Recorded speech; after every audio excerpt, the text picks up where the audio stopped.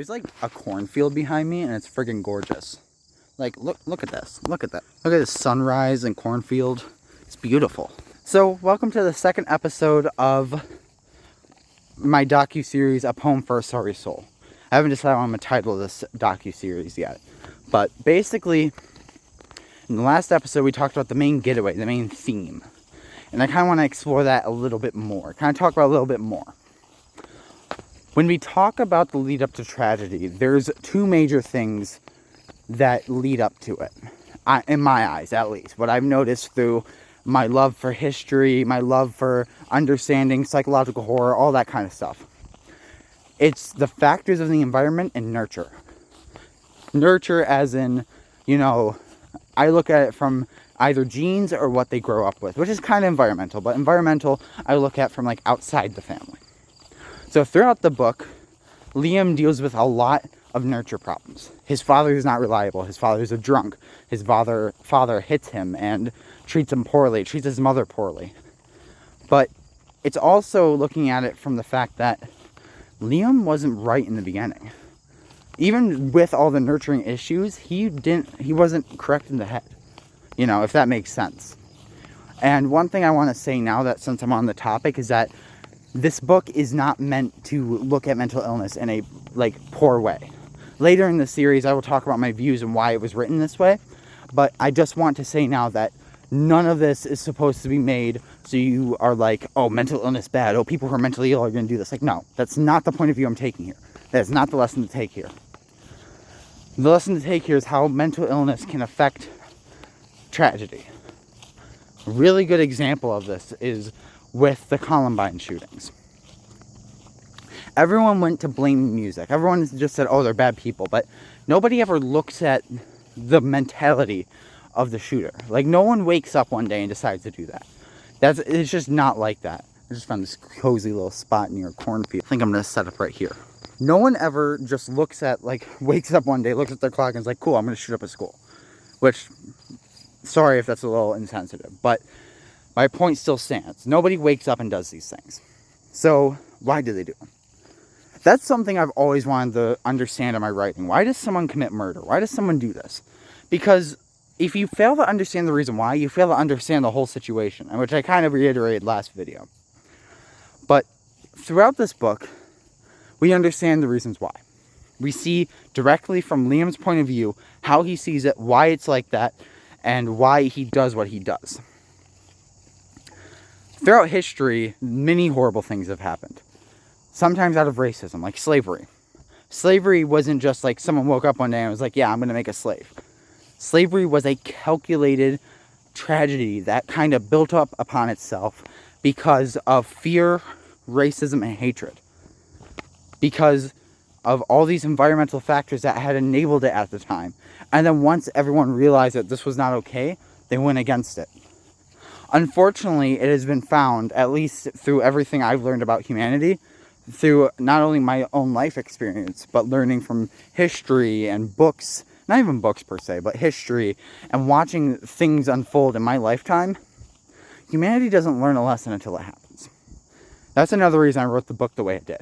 Because how do you learn if you're never in someone else's shoes? We've all heard the expression, walk in someone else's shoes. How can we understand the decision that someone can make to do something horrible if we never walk in the shoes? That is the main theme of this book. Liam shows you what he goes through. He shows you the hallucinations. He shows you the hospitalizations. And there's a reason I wrote them like that, because it's not just simple. It's not simple decisions. No one just simply decides to do that. That's really what I'm trying to get at here. Liam's decisions are jaded. Judgment is jaded. That is something that really gives way to tragedy, I've noticed, is when someone's judgment is jaded. When someone decides, I'm going to do this and it should be right. Which goes into the major theme of justifying the horrible. Throughout history, people have justified the horrible. Slavery was justified because, black people weren't strong enough, they weren't smart enough, they were primal animals, but that wasn't true.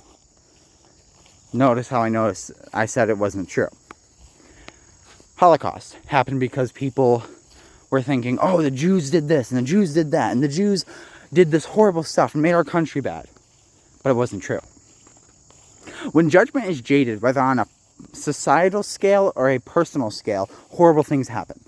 When we do not tend to our own views, and when we bathe ourselves in ignorance, we ignore every issue that comes out of that.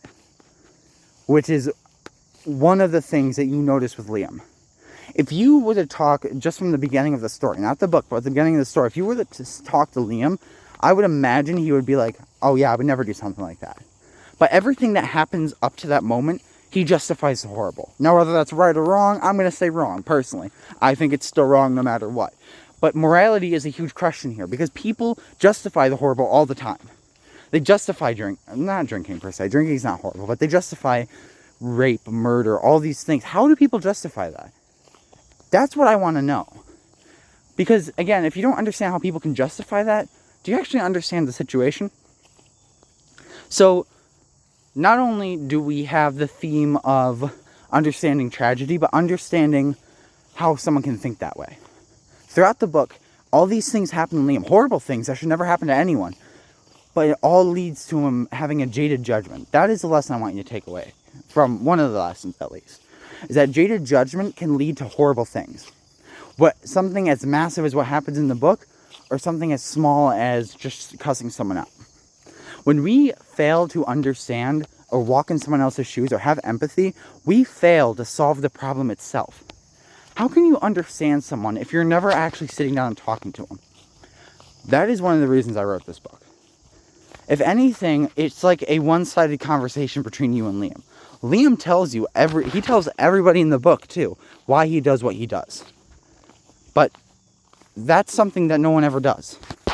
No one ever, when you have someone who's thinking like something that's horrible, or you think something horrible, your probably first thought isn't to go, why am I thinking this? Why do I feel this way? Usually it's, no, I shouldn't feel that way, or no, that's bad. I want to look at it from a lens of understanding, not punishment. Because again, I believe that if you don't understand the reasons why someone decides to do something, do you actually understand the situation? The 24-hour news cycle that we live in, we are constantly barraged with these horrible things. But the news cycle never actually explains why they happen. Why is that?